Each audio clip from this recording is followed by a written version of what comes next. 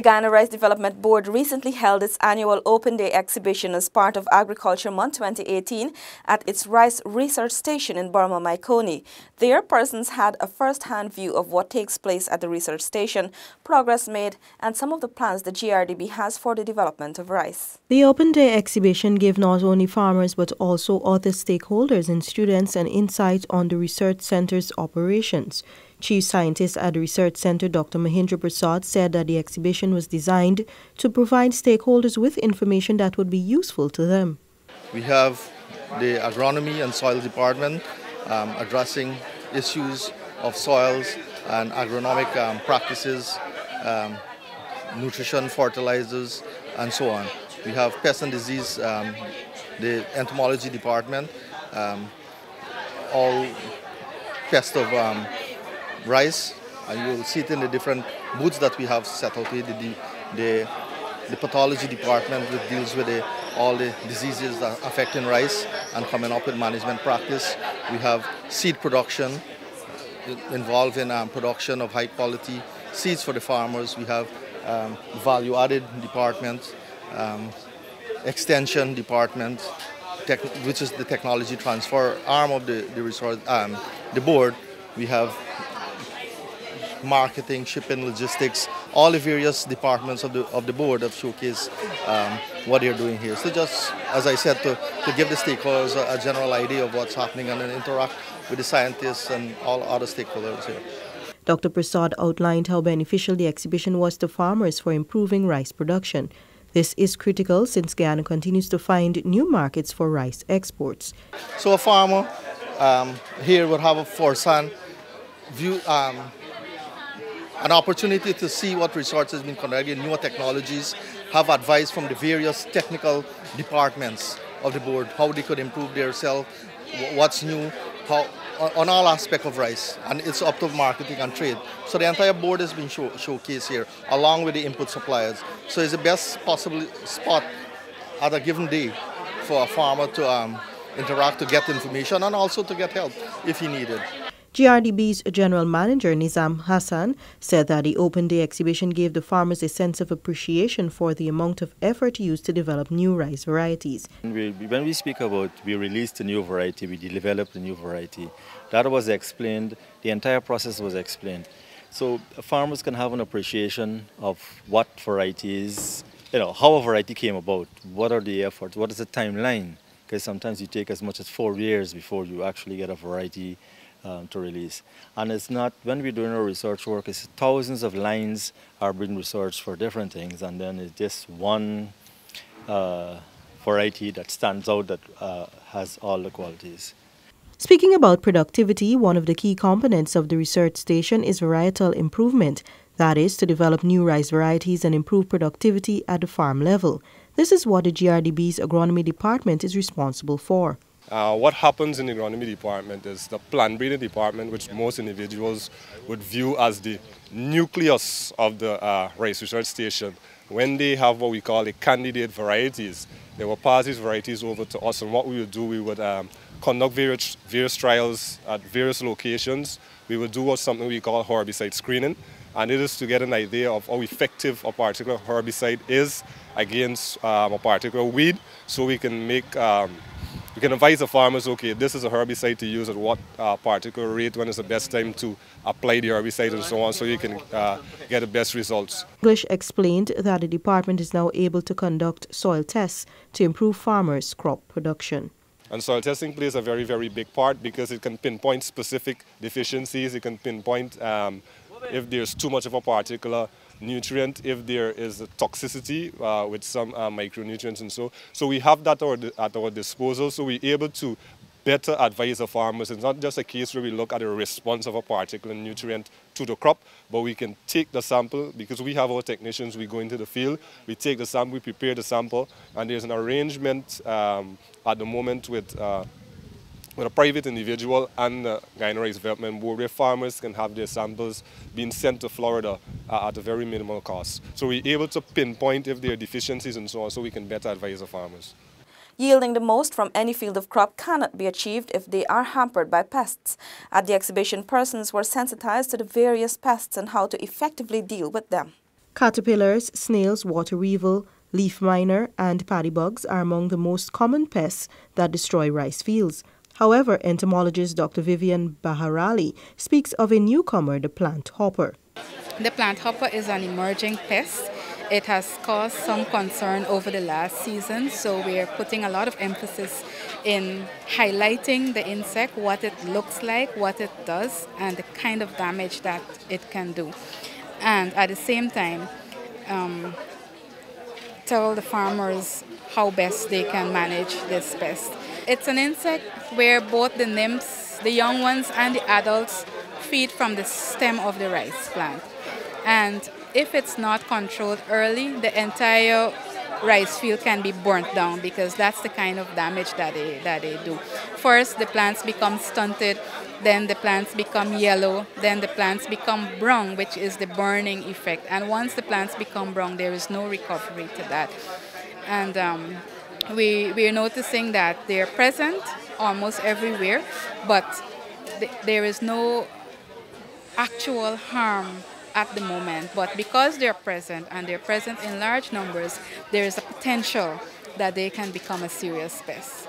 Dr. Baharali also spoke of the paddybug and its dangers. Paddybug, I specifically highlighted, do not harbor paddybugs, because I would like paddybugs to be killed as they invade rice fields. And the only way to do that effectively is to know when they invade, which means that from the time of heading, farmers should monitor their fields every day, specifically in the morning.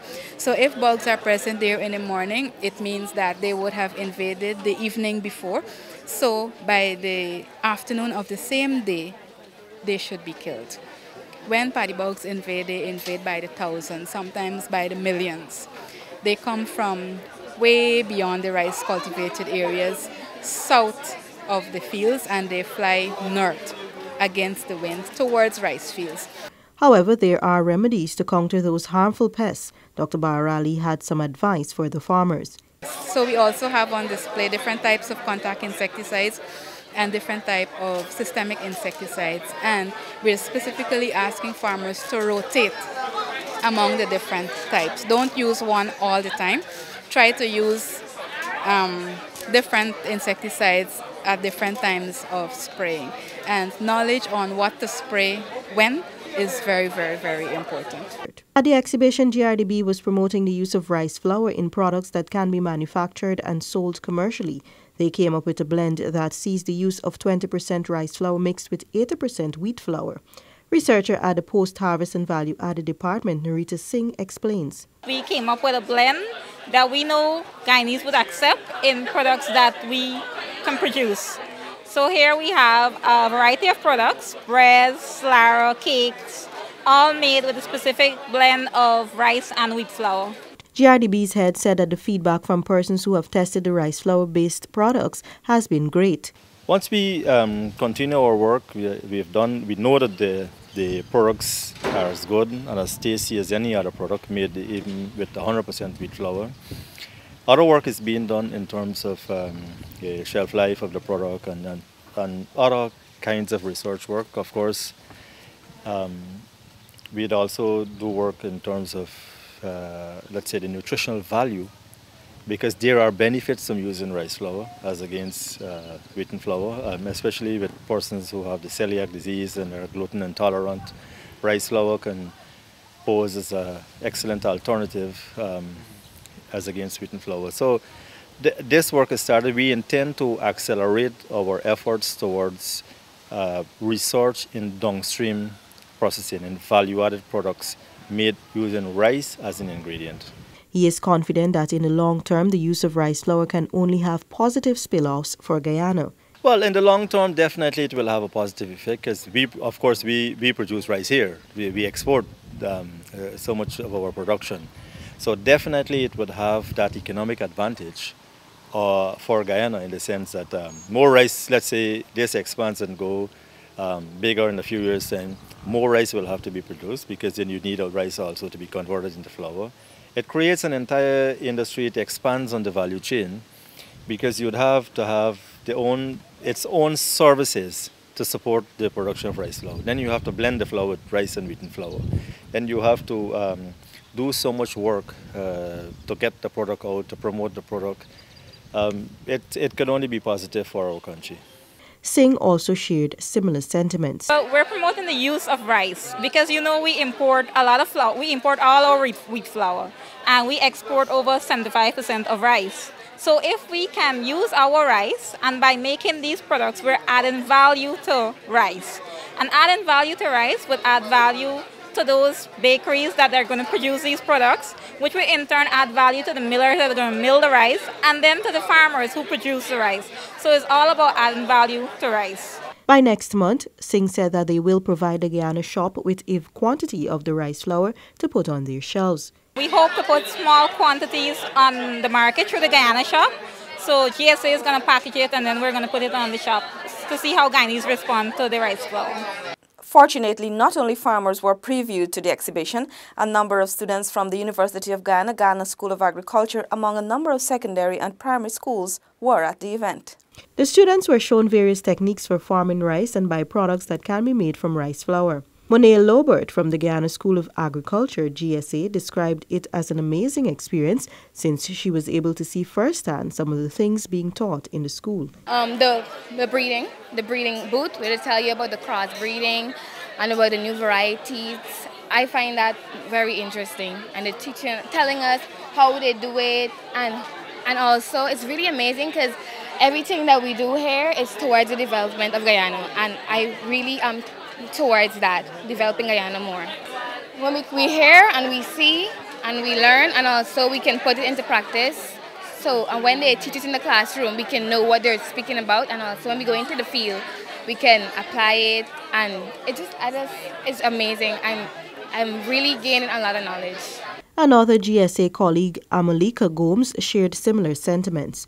I find it educational, especially for the seed technology course that we've been doing now for this first term. And we learn a lot on the land preparation, flowering, and so forth on rice. When it's the season, there are 2 times of the year there's seasons, and so in pest and disease also on the management, and on how to also do certification of a seed and the quality on rice production. Another student, Deshauna Williams, was also astonished by the technology used in rice farming and the amount of work it takes for the production of rice. Williams, with an entrepreneurial mindset, was particularly interested in the byproducts of rice. This is a good one, especially if you want to start your own business. You have an idea on what, and I saw they had an exhibition with these products, the byproducts from the flour, where they prepare different stuff. So you can use that to bring in a form of income for yourself.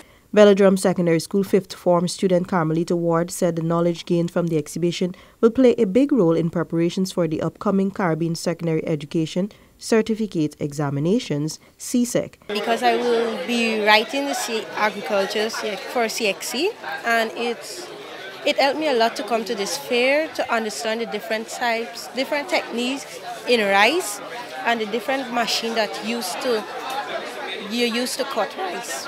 Chief Scientist Dr. Mahendra Prasad believed that the Open Day Expo was the best first-hand experience agricultural students can get in rice production. It gives students a good understanding of how technical and how in-depth the department work of the research, the different departments operate. Like, for example, the plant breeding department are involved in, we said, varietal improvement. It's a big thing, but it's involved in transferring different traits into variety and make them more adaptable to various pest diseases, field tolerances, improve productivity, and all these genetic traits we want to transfer. So it is much more than a general thing. So it gives a student better perspective, and it gives them just to whet their appetite also to see how far they could challenge themselves to go. Because we have specialists in various areas here who have gone up to their PhD level and so on. So it's not only for farming, it's also for students who want to improve their academics and look at different fields and see how, because many persons also in Guyana doesn't really know how in-depth the research that we are doing. Research assistant Tyrone English noted students were curious about what really takes place in the production of rice. A lot of individuals aren't aware of what it takes actually to produce a crop or rice. A lot of times individuals would pass here and they would watch in and they're not aware of what actually is being done. So when individuals are given a chance to actually know what we do, when they're being enlightened or being educated, realize that some persons, they would hear certain things for the first time. Individuals say, okay, they not understand this way, and they realize that, okay, the rice that you eat or the rice that's on the table, there's a lot of work that goes into it. So there's always the enthusiasm, there's always persons wanting to know more. In some cases, individuals are surprised. And for individuals like us, we're always willing to share our knowledge, because a lot of times we do a lot of work, but we don't get the opportunity to actually share with others out there, what we do on a daily basis. So we can safely say that it was encouraging, and persons were really asking questions, and we were really happy to share our knowledge. We have come to the end of another edition of InfoHub Extended. Goodbye.